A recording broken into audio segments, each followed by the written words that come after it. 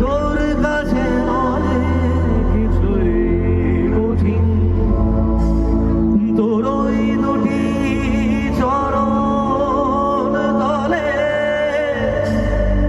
থাকব আজীবন।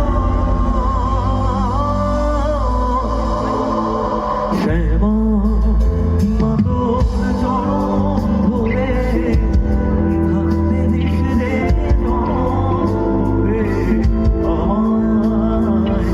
মাগো তোরে পাগল ছেলে রইবে রে রোজ তোরা চলে ছায়ায়।